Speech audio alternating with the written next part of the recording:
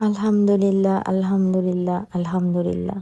মহান আল্লাহ তাআলার অশেষ রহমতে আমাদের কোরবানির কাজ সম্পূর্ণ হয়ে গিয়েছিল। একটু দেরি হয়ে গিয়েছিল এবার, তবে আলহামদুলিল্লাহ সবকিছু ঠিকঠাকভাবে হয়ে গিয়েছে এবং আল্লাহর রহমত করার মালিক আল্লাহ এবং কবুল করার মালিক আল্লাহ। সে যেন কবুল করে নেয়। তো কালকে এত ব্যস্ত ছিলাম, ব্লগ শেয়ার করতে পারিনি আপনাদের সাথে।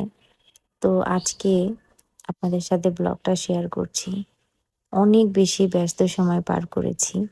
আর এখানে হচ্ছে মাংসটা চড়ানো হচ্ছিল, কোরবানির মাংস। তো মাংসটা খেতে কিন্তু অনেক মজা হয়েছিল। আসলে এখন সবার বাসায় সবাই ব্যস্ত। কোরবানির যে ব্যস্ততা, এটার মাঝেই আনন্দ। এখানে প্রায় ৬ কেজির মতো মাংস চড়ানো হয়েছে ফার্স্টে মাটির চুলায়। তো আমার শাশুড়ি হচ্ছে রান্নাটা করেছে, আর আমার জামাই হচ্ছে সব রেডি করে দিয়েছে আমার শাশুড়িকে। আর এখানে হচ্ছে আমার জামাই নিজ হাতে সব কিছু করেছে। প্রত্যেকবারই সে নিজ হাতেই করে।